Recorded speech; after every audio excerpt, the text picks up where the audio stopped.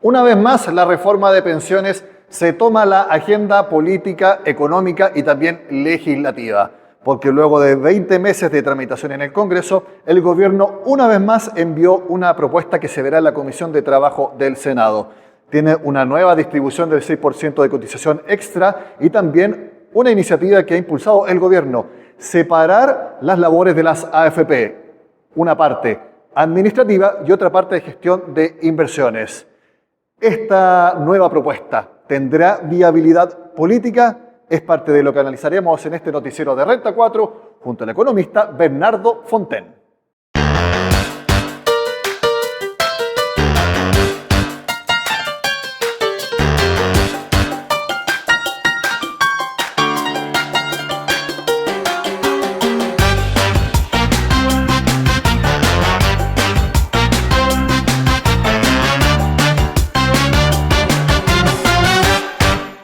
Esta es la presentación. Saludo nuevamente a Bernardo Fontaine y le agradezco que esté con nosotros. Bernardo, gracias por estar con Renta 4. Muy buenas tardes. Hola, hola, muy buenas tardes, feliz de estar aquí. En general, Bernardo, ¿qué te parece la nueva propuesta que entregó el gobierno como un marco teórico para la reforma de pensiones?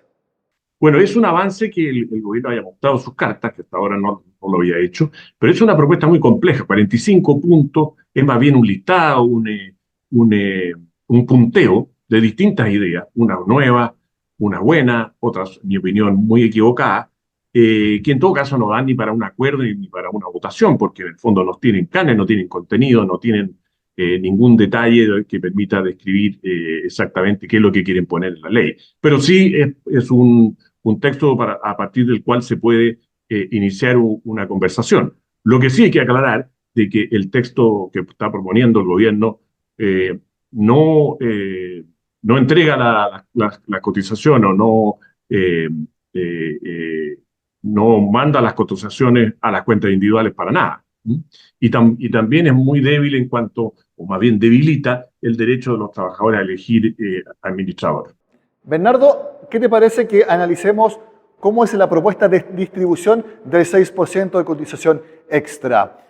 Lo que uno puede entender es que la mitad, 3%, iría a cuentas individuales.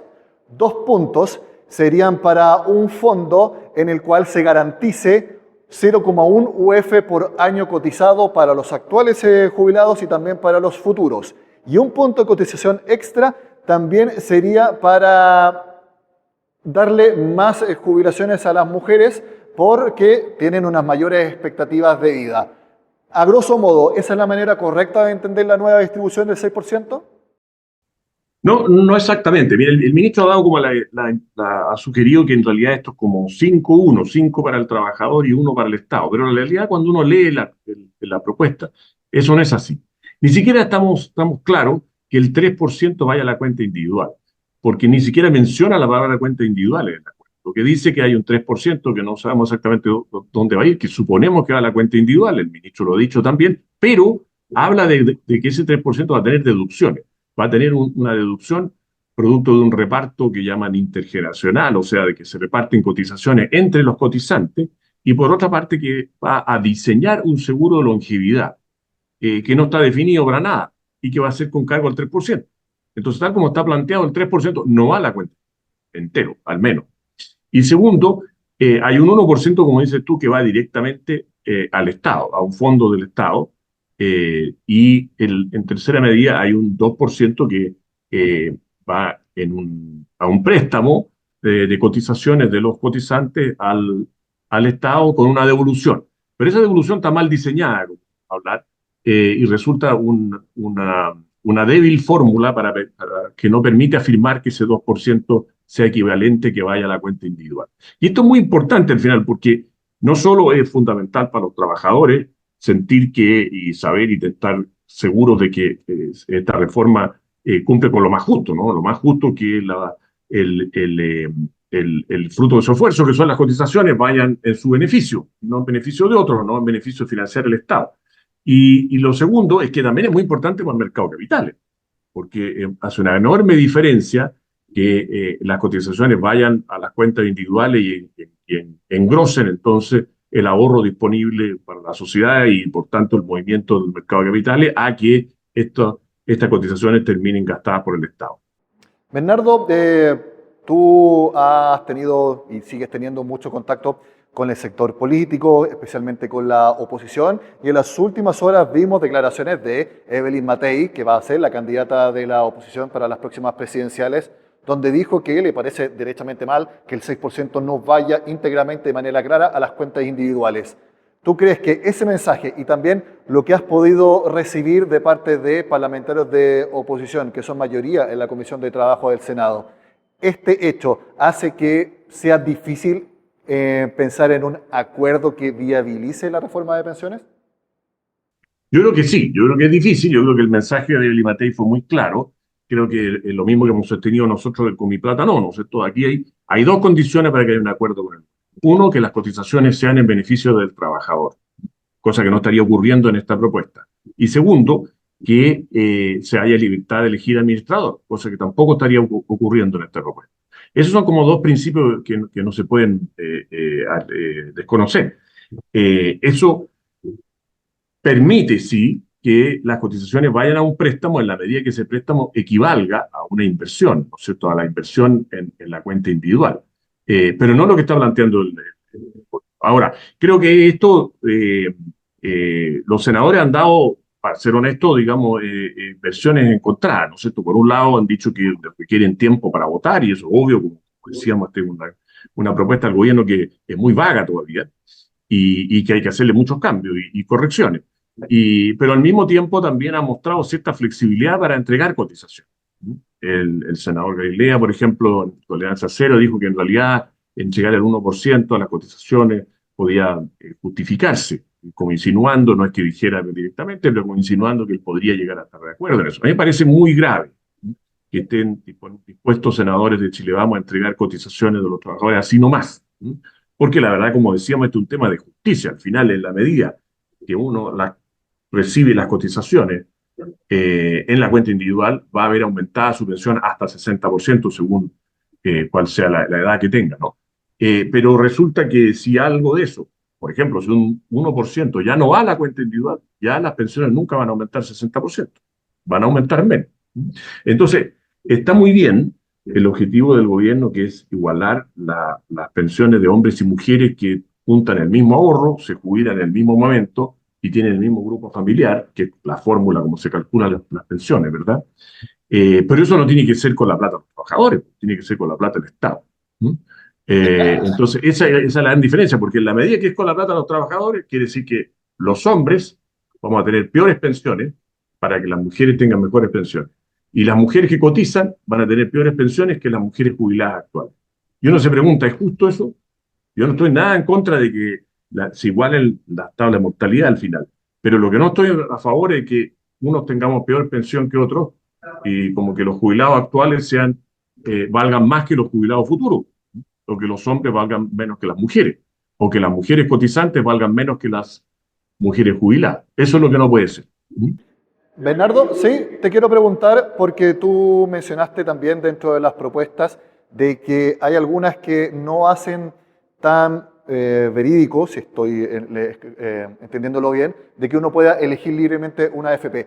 Esto tiene que ser, esto es porque en la licitación de stock de afiliados que se propone, por defecto, ese stock de hasta 10% de los afiliados que serán elegidos aleatoriamente, por defecto irán a la AFP que cobre la menor comisión, y solamente después de eso uno puede elegir libremente si quiere seguir ahí o mantenerse en su AFP actual o elegir otra. ¿A eso te refieres con que no hay tanta libertad de elección? Sí, porque está todavía a la sombra de que con esta propuesta del gobierno el Estado puede terminar siendo el administrador, que eso es más grave.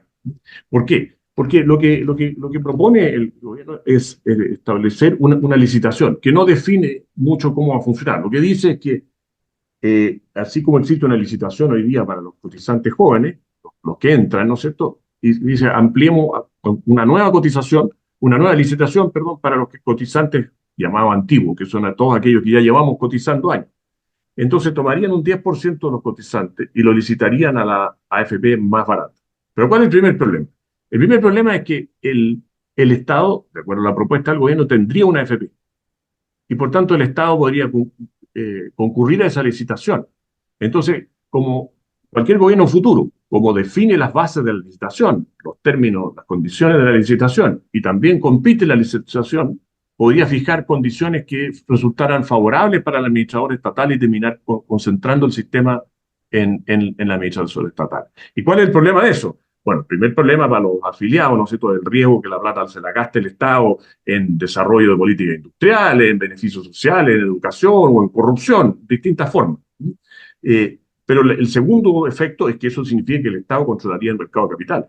¿No es cierto? ¿Qué pasaría hoy día si el Estado fuera el mayoritario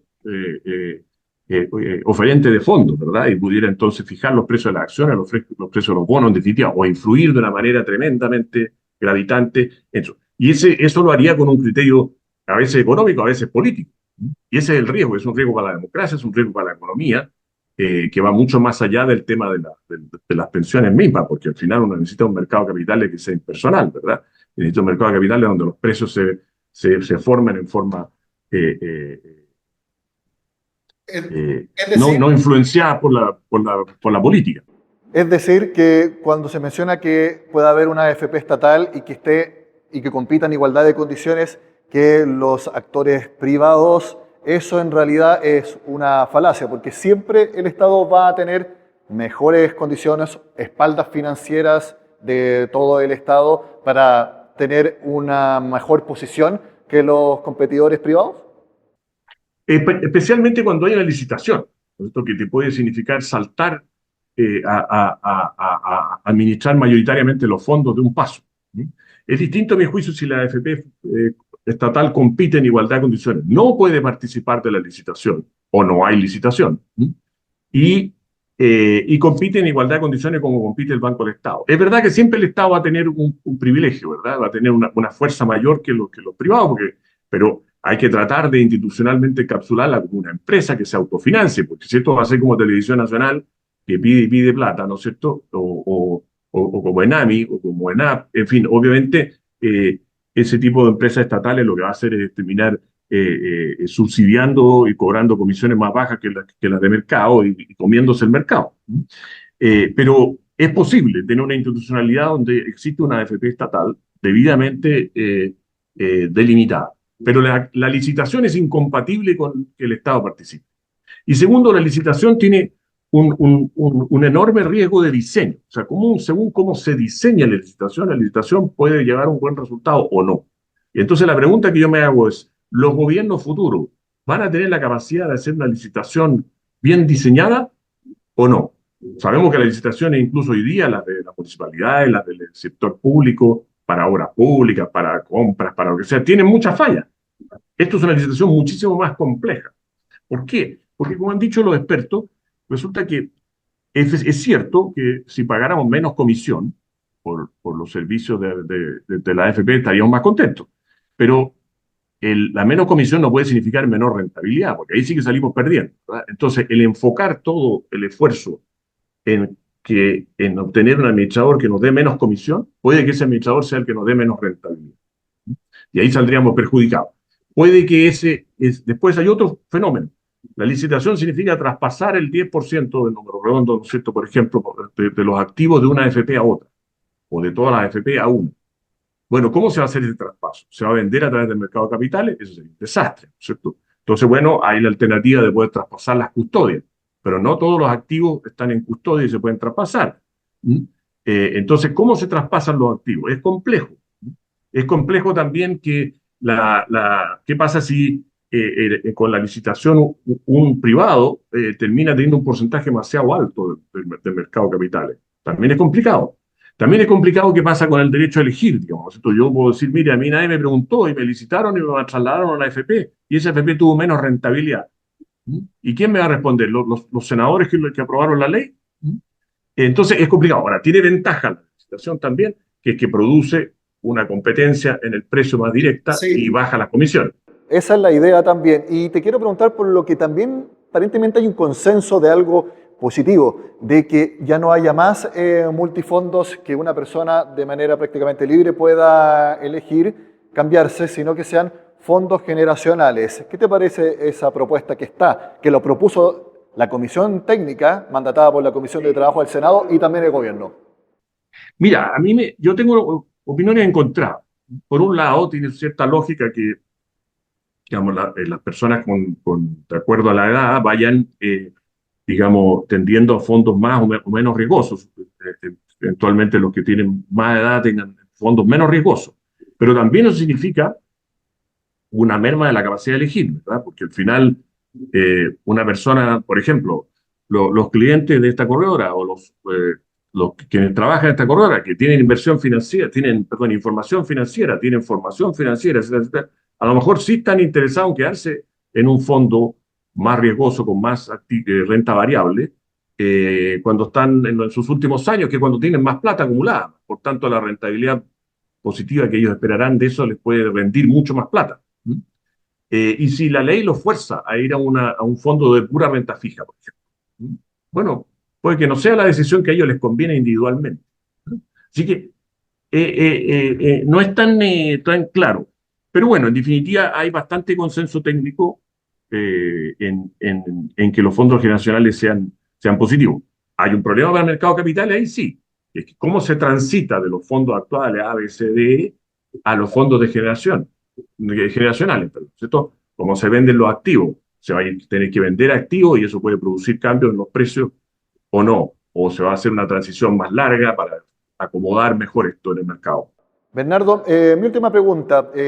¿Tú crees que hay que seguir la tramitación con el proyecto como un todo o separarlo? Dejar principalmente lo de 6% extra y su distribución en una discusión aparte y quizás, por otro lado, lo que hay mayormente acuerdo, que es el aumento de la PGU a 250.000 pesos y que quede en el 90% de la población, lo de pasar de los multifondos a los fondos generacionales, etcétera, que mejor avancemos en lo que hay acuerdo para avanzar en algo y que se separe de lo que es una discusión mucho más difícil?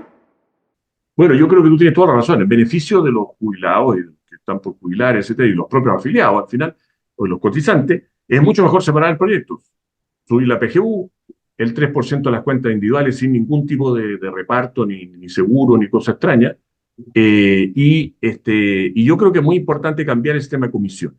Es de la siguiente manera. Yo creo que en la gran crítica, la gran queja que tienen los afiliados es que ellos ven que los fondos rentan negativos en un mes determinado, ¿no es cierto? Si bien en la suma sabemos que es positivo a lo largo de los años, y tienen que pagar la misma comisión.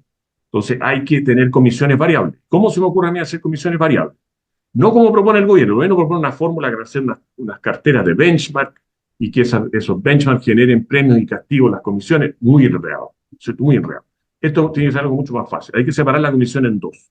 Una comisión por administración, que es un porcentaje del sueldo, y una comisión por rentabilidad, que puede ser cero, ¿no es cierto?, si la rentabilidad es negativa. De esa forma,